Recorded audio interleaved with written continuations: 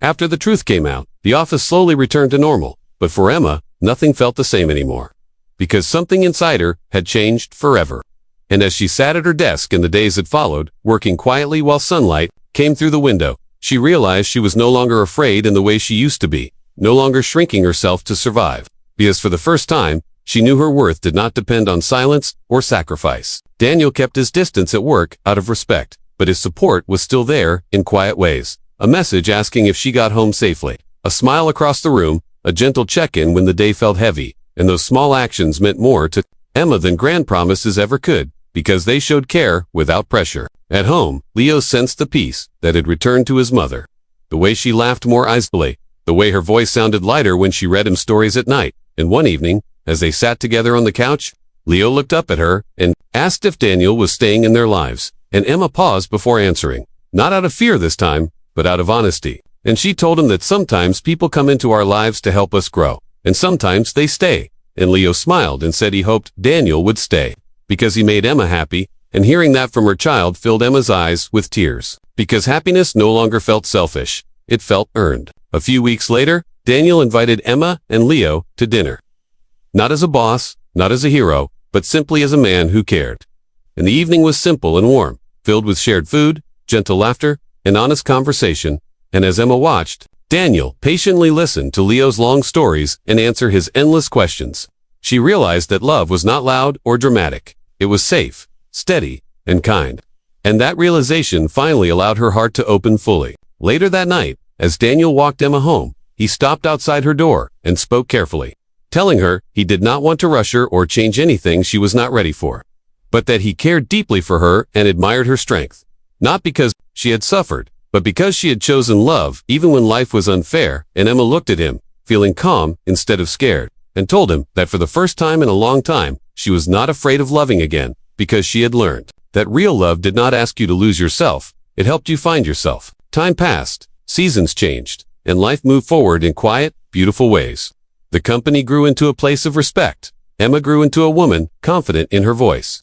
And Daniel grew into someone who understood that leadership and love came from the same place. And one evening, as the three of them walked together through a park, Leo holding both their hands, Emma realized that losing her job had not been the end of her story. It had been the beginning of a better one. A story built not on fear, but on courage, kindness, and love. And as the sun set around them, Emma smiled, knowing that sometimes life breaks you only to show you what you truly deserve. And that love, when it is real, has the power to change everything forever. Just when Emma began to believe that life was finally giving her a chance to breathe, the past returned quietly, like a shadow that never truly leaves. And it started with small things that felt easy to ignore at first. Whispers in the office, sudden changes in tone during meetings, and strange looks that followed her when she walked down the hall. And Emma tried to tell herself she was imagining it. That fear from old wounds was making her see danger where there was none. But deep inside, something felt wrong. It did not take long for her to learn the truth, because the old manager, Mr. Harris, had not disappeared from the company's story as completely as everyone thought. And though he no longer held power, he still had connections, he still had pride, and most of all, still held anger toward Emma and Daniel, because in his mind, they were the reason his control was taken away. Rumors began to spread that Emma was receiving special treatment, that she had manipulated the new boss using her story, and those lies hurt more than the firing ever had.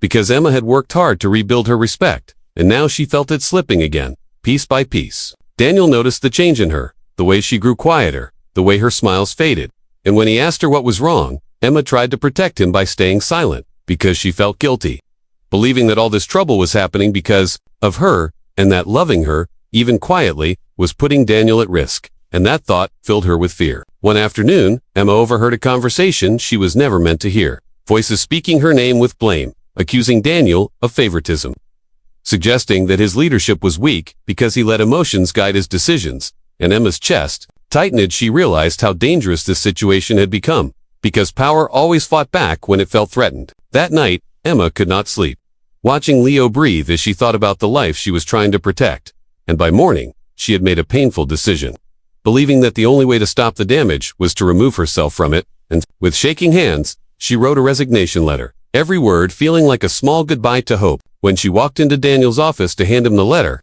her voice trembled as she told him she was leaving.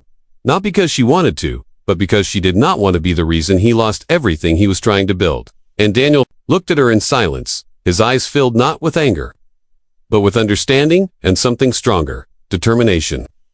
And he told her softly that running away would only allow lies to win, and that this time, he would not stay silent. Before Emma could stop him, Daniel called a company-wide meeting, and the room filled with tension as he spoke openly about the rumors, about the lies, and about the truth behind Emma's return. And then, in a moment that shocked everyone, he presented clear proof of Mr. Harris's actions, exposing how fear and control had damaged the company for years. And as the truth came out, the whisper stopped, replaced by heavy silence, because lies could not survive in the light. Emma stood there, tears in her eyes, realizing that for the first time in her life, someone was not asking her to shrink, to keep peace.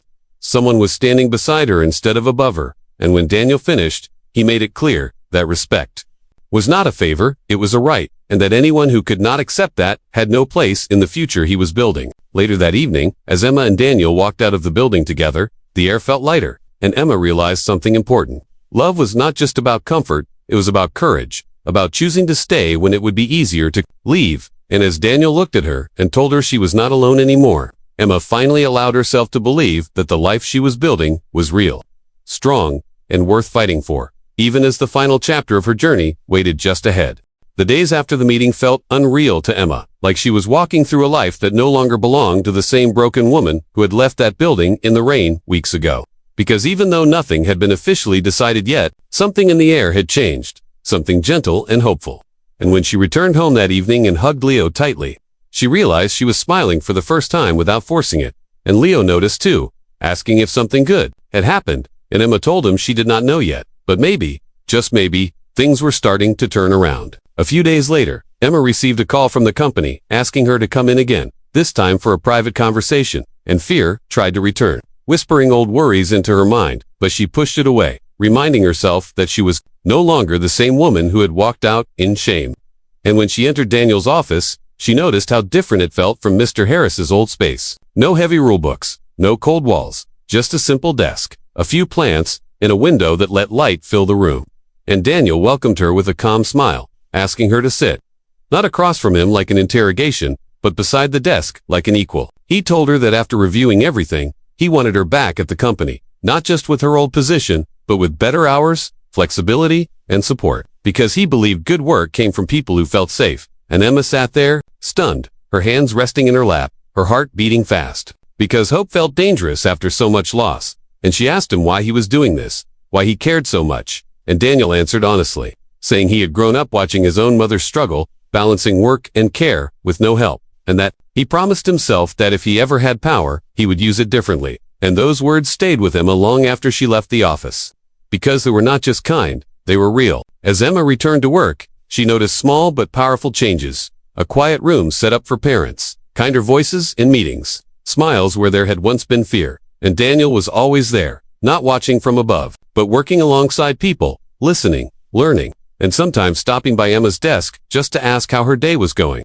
And at first, Emma kept her guard up, afraid to read too much into his kindness, but over time, she noticed the way he listened fully when she spoke, the way he remembered small details about Leo, the way he never made her feel small or less, and slowly, without her noticing, trust began to grow. Lunches turned into short conversations, conversations turned into shared laughter, and laughter turned into a comfort Emma had not felt in years. And she found herself looking forward to seeing Daniel, not because he was her boss, but because he made the world feel softer. And one evening, as they walked out of the office together, Daniel asked about Leo, and Emma spoke freely, telling stories about his curiosity, his kindness, his fear of the dark. And Daniel listened with a gentle smile, saying he would like to meet him someday, not as a boss meeting an employee's child, but as someone who cared. And that sentence stayed in Emma's mind all night, because it felt like a door, opening to something she had not dared to want. At home, Leo noticed the change too, his mother's lighter steps, her quieter sighs, her brighter eyes, and one night he asked if Daniel was her friend.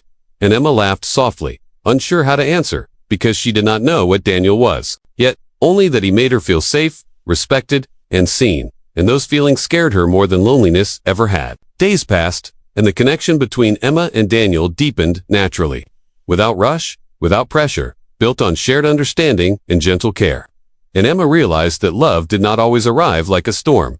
Sometimes it came like a warm light after a long night, slow, steady, and healing. And even though she did not yet call it love, she knew something important was growing, something that would soon be tested by the past she had not fully escaped.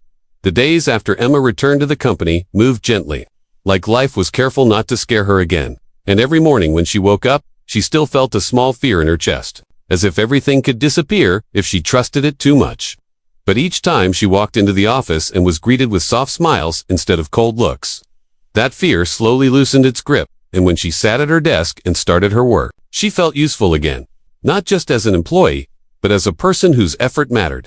And that simple feeling gave her strength she had forgotten she had. Daniel kept his promise about flexibility, allowing Emma to adjust her hours so she could drop Leo at school and pick him up without stress. And the first time she left the office early, without fear of punishment, Emma sat on the bus with tears in her eyes, because freedom felt unreal after so long. And when she reached the school and saw Leo run toward her with a wide smile, she hugged him tightly, realizing that life was slowly giving her back the moments she had missed. Inside the office, changes continued quietly but strongly. Meetings became conversations instead of commands. People spoke more openly. Laughter returned in small ways, and Emma noticed how Daniel moved through the space. Never rushing, never shouting, always listening. And she realized that real leadership did not need fear to work, it needed trust. And watching him changed something in her, because it reminded her of the person she once wanted to be. Strong, but kind. Firm, but gentle. Daniel often stopped by her desk, sometimes to ask about work, sometimes just to ask how her day was going. And at first, Emma answered carefully, keeping her words simple and safe, but over time, she began to relax, sharing small pieces of her life. How Leo loved drawing, how he asked too many questions, how he worried when Emma looked tired, and Daniel listened with real attention. Never checking his phone, never cutting her off, and that kind of listening felt rare, precious, like a gift. Lunches slowly became shared moments, sometimes in the office kitchen, sometimes outside on a bench where sunlight warmed their faces, and they talked about simple things, childhood memories, favorite foods, small dreams they had once pushed aside. And Emma learned that Daniel had grown up in a modest home, raised by a single mother who worked long hours and came home exhausted but loving. And when he spoke about her, his voice softened, and Emma saw where his kindness came from, understanding that his care for her was not pity, but recognition. One afternoon, Daniel surprised everyone by opening a small room near the office floor, turning it into a quiet space for parents, with toys, books, and soft chairs. And when Emma saw it, her hands trembled slightly, because it felt like someone had built a place just for people like her, people who had always been told they did not belong. And when Daniel noticed her standing there silently, he simply said he hoped it would make things easier for her and others. And Emma thanked him, her voice thick with emotion, because words felt too small for what she was feeling. As weeks passed, Emma noticed herself smiling more easily, sleeping better, laughing without guilt. And sometimes she caught herself looking forward to seeing Daniel in a way that felt different, warmer, deeper. And that realization scared her, because love had once cost her everything, and she was not sure she could survive losing again, so she told herself to be careful, to stay focused, to remember that he was her boss, and that this comfort could disappear if she reached for it too soon. But feelings do not always listen to rules, and one evening, after a long day, Emma stayed late to finish a report, and Daniel was still there too, working quietly in his office. And when the building grew quiet and the lights dimmed, he stepped out and asked if she wanted some tea. And they sat together in the small kitchen. The silence between them, comfortable, not awkward. And Daniel spoke about the pressure of change, about how difficult it was to undo years of fear. And Emma listened, realizing that even strong people carried heavy weight. And without thinking, she reached out and touched his hand briefly. Just a small gesture of support. And when their eyes met, something unspoken passed between them. Something gentle but powerful. And Emma pulled her hand back quickly, her heart racing, afraid of what that moment meant. That night, at home, Emma lay awake, staring at the ceiling, replaying the look in Daniel's eyes, the warmth in his voice, and she felt confused. Because part of her wanted to trust this feeling, while another part warned her that happiness never stayed long. And when Leo shifted beside her and murmured her name in his sleep, Emma reminded herself that her first responsibility was him, and that any choice she made had to protect the life she was rebuilding. Days later, Daniel asked if he could meet Leo, not suddenly, not carelessly, but gently, saying he wanted to understand Emma's world better. And Emma hesitated, fear tightening her chest, because letting someone into her child's life felt like stepping onto fragile ground. But when she saw Daniel's sincerity, his patience in waiting for her answer, she agreed. And they met at a small park on a quiet afternoon, where Leo played on the swings while Emma and Daniel talked nearby. And when Leo finally approached Daniel, asking simple questions with serious eyes, Daniel answered honestly, kindly, kneeling to Leo's level, and Emma watched with a mix of fear and hope as her son laughed, feeling safe. And in that moment, something deep inside her shifted, because trust, once broken, was slowly being rebuilt, not through big promises.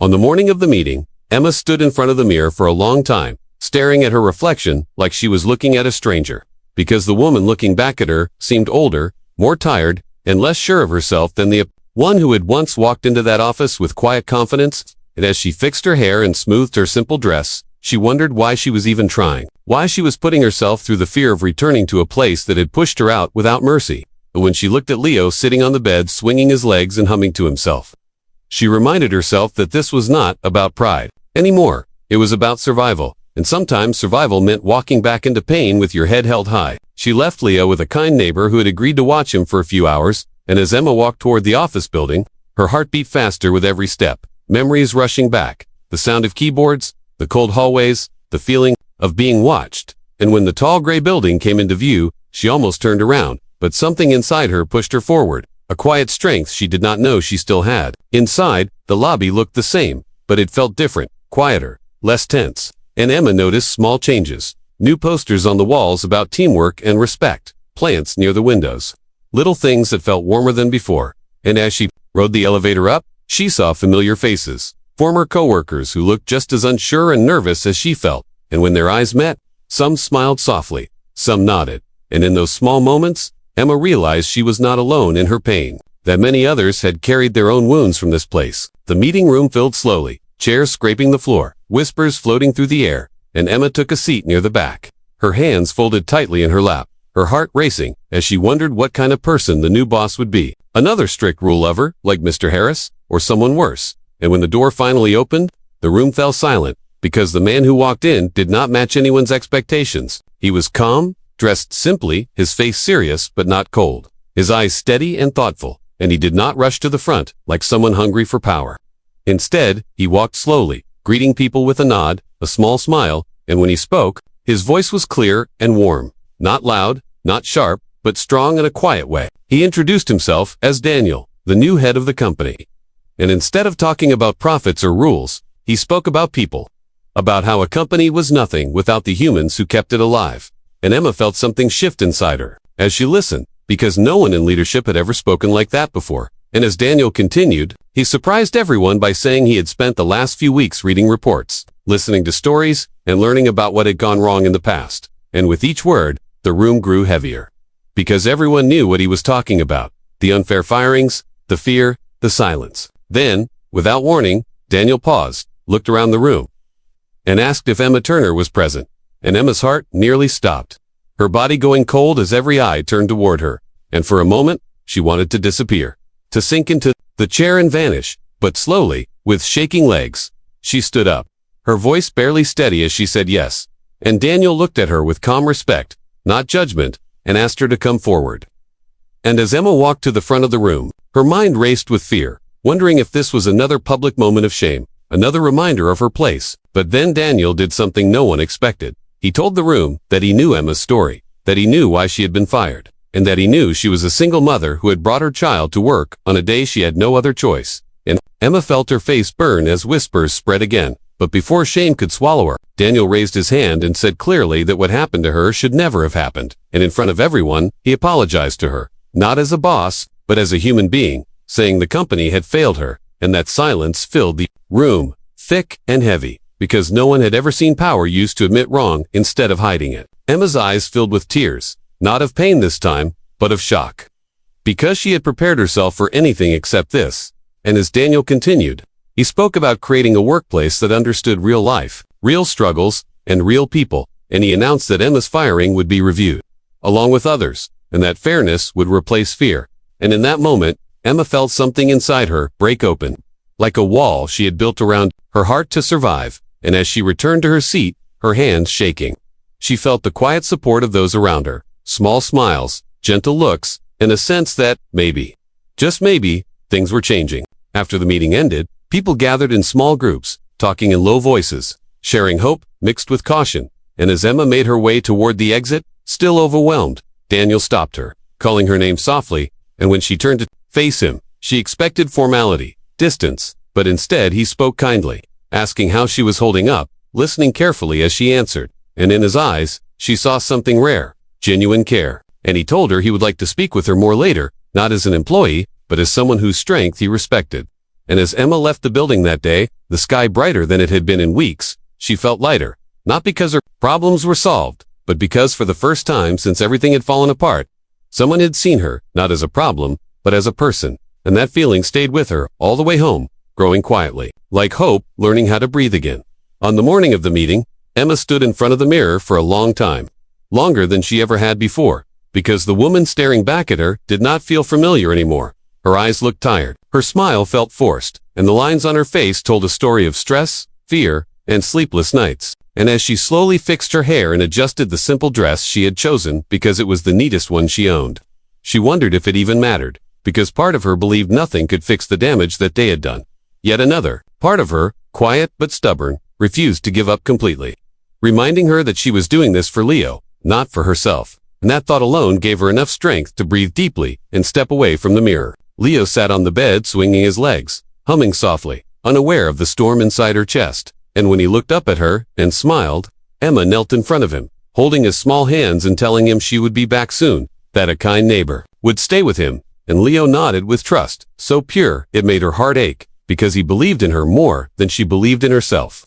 And as Emma walked out of the apartment, locking the door behind her, she whispered a promise into the quiet hallway that she would keep trying, no matter how scared she was. The walk to the office felt longer than usual, each step pulling memories from the past, memories she had tried to bury, the sound of her heels on the floor, the smell of coffee, the feeling of pressure that had once lived in her chest every morning. And when the tall gray building came into view, her stomach tightened, her feet slowing down, like they wanted to turn back, because this place had taken something from her that she could never fully get back. Her sense of safety, her belief that hard work always paid off. But still, she walked forward. Because sometimes courage was not about being brave. It was about refusing to stop, even when fear followed every step. Inside the building, the lobby felt strangely calm, less cold than she remembered, and Emma noticed small details she had never paid attention to before.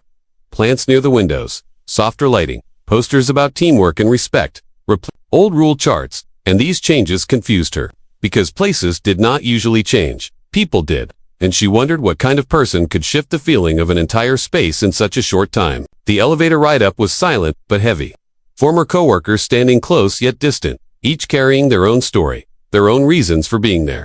And Emma caught small glances, gentle nods, shared looks of understanding that made her realize she was not the only one who had suffered under the old ways. And that thought brought a strange comfort, because pain shared felt lighter than pain carried alone. When the doors opened and they stepped into the meeting room, Emma felt her heart begin to race, her hands growing cold as she took a seat near the back, choosing safety and distance, watching as people filled the room, whispers floating through the air like nervous questions no one dared to ask out loud.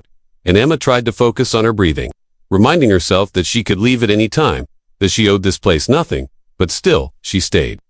Because something deep inside told her this moment mattered. When the door finally opened and the new boss walked in, the room fell quiet in a way Emma had never felt before. Not tense, not fearful, but curious. And the man who entered did not look like the powerful leaders she was used to. He did not rush, he did not demand attention. He simply walked in with calm steps, his presence steady, his expression thoughtful. And when his eyes moved across the room, they did not judge, they observed.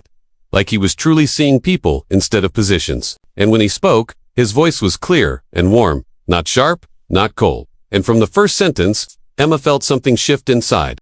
That night, Emma sat on the edge of her bed in the dark, still wearing the same clothes she had worn to work. The smell of rain and city dust clinging to her like the memory of the day she wished she could erase. While Leo slept beside her, his small chest rising and falling peacefully, unaware of how close their world was to falling apart, and Emma watched him with tears quietly rolling down her face. Because she did not know how to explain to a child that love and effort were sometimes not enough to protect you. The room felt smaller than ever, the walls closing in with every thought about rent, food, school fees, and bills waiting on the table like silent threats. And as the clock ticked past midnight, Emma's phone buzzed with a message from her landlord, reminding her that payment was due soon, making her chest tighten again.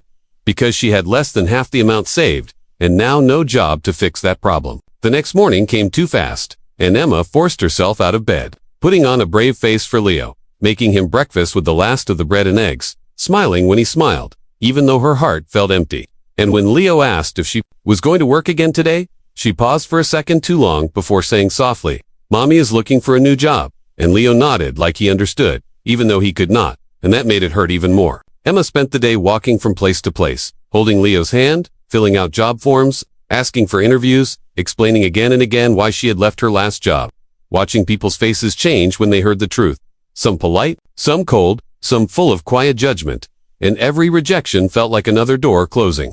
Another reminder that being a mother was seen as a weakness instead of strength. By evening, her feet hurt, her head ached, and her hope felt thin, like glass, ready to break.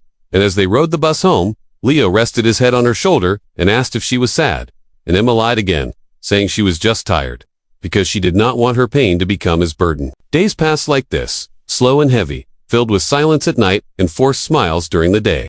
And Emma began selling small things from the apartment, an old lamp, extra dishes, anything to make a little money, while telling herself this only temporary, that something had to change. That life could not stay this cruel forever, even though doubt whispered louder with each passing hour. One evening, as Emma sorted through old papers, she found her company ID card from the job she had lost, and for a moment she wanted to throw it away. But then she noticed an email notification on her phone from the same company, and her heart skipped, fear and anger mixing together as she opened it, expecting another reminder of what she had lost. But instead, the message said there would be a meeting the next week, that a new boss had taken over, and that former employees were invited to attend. And Emma stared at the screen for a long time, unsure if this was a mistake or some kind of cruel joke, because why would they want her back after the way she was treated, and what could possibly change now? She almost deleted the email, telling herself it did not matter, that she would never go back to that place. But later that night, as she lay awake listening to the sound of cars outside and Leo's steady breathing beside her, she realized she had nothing left to lose. And sometimes, when life pushes you into a corner, even a small chance feels like a lifeline. And so Emma whispered into the darkness that she would go, not because she believed in miracles, but because hope, even broken hope, was better than none at all. That night, after the day had drained every bit of strength from her body, Emma sat on the edge of her narrow bed, the room dark except for a weak yellow light coming from a small lamp in the corner. And she felt like the silence was louder than any noise, because it gave her mind space to replay every painful moment again and again. The look on Mr. Harris's face, the eyes of her coworkers, the sound of the door closing behind her, and most of all, Leo's small voice asking if she was in trouble. And as she sat there holding her hands together tightly, she wondered how one single decision, made out of love and fear, had destroyed the life she had worked so hard to build. Leo slept beside her, his face calm and innocent, his eyelashes resting softly on his cheeks, and Emma leaned over to brush his hair gently, whispering an apology he could not hear, because even though she knew she had done nothing wrong, guilt still sat heavy in her chest, telling her she had failed him, that she should have found another way, even when no other way existed. The clock moved slowly toward midnight, and every passing minute felt like a reminder that tomorrow would come whether she was ready or not, bringing new worries, new questions, and no clear answers. And when her phone buzzed with a message from her landlord about rent, Emma closed her eyes and took a deep breath, feeling panic rise like a wave, because the numbers did not lie. And no matter how hard she tried to push the thought away, the truth remained that without a job, the ground beneath them was slowly breaking. Morning arrived too soon, with gray light slipping through the thin curtains, and Emma forced herself out of bed, her body heavy, her mind foggy, but her face calm as she smiled at Leo and made breakfast from what little they had left, spreading the last bit of butter on bread and pretending it was enough, because she refused to let him see how scared she was. When Leo asked if they were going to work again today, Emma felt a tight knot in her throat, but she swallowed it down and told him she was looking for something new, something better. And Leo nodded with trust, so pure it almost hurt, because he believed in her without question, even when she herself was not sure anymore. After breakfast, Emma dressed Leo and took him with her again, because leaving him alone was not an option. And as they walked through the streets together, holding hands, she noticed things she had never had time to see before. Tired faces rushing past, clothes shops, small signs offering jobs with low pay and long hours. And each place she entered felt the same. Polite smiles, short conversations, and quick goodbyes once they realized she was a single mother with a child by her side. And with every rejection, Emma's shoulders dropped a little lower, her hope becoming thinner, weaker, like a candle burning down too fast. By afternoon, her feet ached and her head throbbed, and they sat on a bench outside a small cafe, watching people laugh and talk. And Emma wondered how life could look so normal for others, while hers felt like it was falling apart piece by piece. And when Leo asked if they could buy juice, she hesitated before saying, maybe later, hating herself for that pause, because a few days ago it would not have mattered. The days that followed blurred together, filled with job searches, unanswered calls, and nights spent staring at the ceiling, listening to Leo breathe while she counted money in her head, trying to make impossible numbers work, selling small things from the apartment, a lamp she liked, a chair by the window, each item leaving the space emptier, colder, like the room was slowly losing its warmth along with her confidence. Sometimes, late at night, Emma thought about the past, about the dreams she once had, about how proud she had been to stand on her own, to work hard, to give Leo a better life. And those memories felt distant now, like they belonged to another woman, someone stronger, someone luckier. And she wondered if that woman was gone forever. One evening, while sorting through old papers, Emma found her company ID card, the picture showing a tired but hopeful version of herself, and she almost threw it away, angry at the reminder of what she had lost. But before she could, her phone buzzed with an email notification, and when she saw the company name, her heart skipped, fear and anger mixing together, because she did not know if she was ready to face that world again. And as she opened the message, her breath caught, because, instead of a warning or a cold goodbye, it spoke of change, of a new boss, of a meeting where former employees were invited.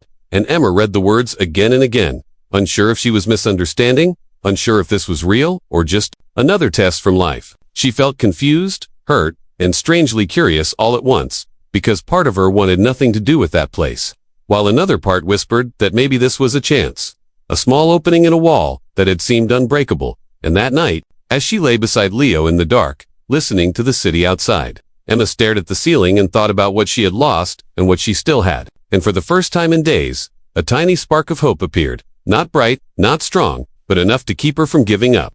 Because even when life feels cruel and unfair, sometimes it places a door in front of you when you least expect it, and all you have to decide is whether you are brave enough to open it.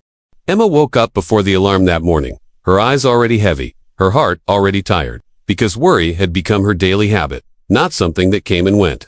And as she lay there staring at the cracked ceiling of her small apartment, she listened to the soft breathing of her 5-year-old son, Leo, sleeping beside her, his tiny hand curled around the edge of the blanket like he was holding on to safety.